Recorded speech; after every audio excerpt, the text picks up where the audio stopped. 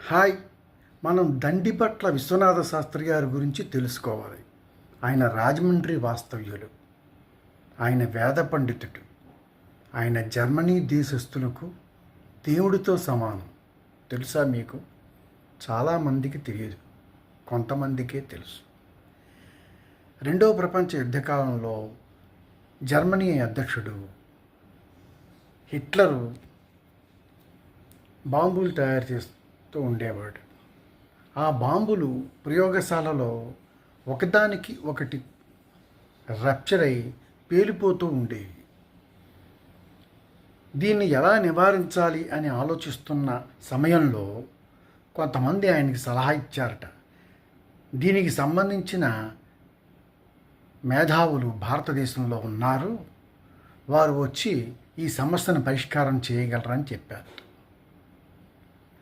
అప్పుడు హిట్లరు తన మిలిటరీ ఆఫీసర్స్ని పంపి ఇండియాకి బొంబాయి ద్వారా రాజమహేంద్రవరం చేరుకుని ఈ దండిపట్ల విశ్వనాథ శాస్త్రి గారిని కలిసి వారిని తీసుకువెళ్ళారు జర్మనీ హిట్లర్ దగ్గరకు.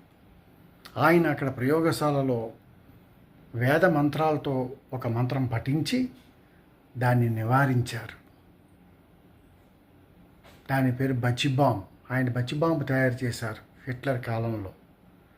ఆ బాంబులు ప్రయోగం ఇతరత్ర అన్నీ కూడా ఒక ప్రక్రియ ద్వారా, ఒక మంత్రం ద్వారా ఈయన కంట్రోల్ చేసి నివారించారు. అంతటి వేద పండితులు, అంతటి మేధావులు కలిగింది భారతదేశం, మన ఆంధ్రదేశం.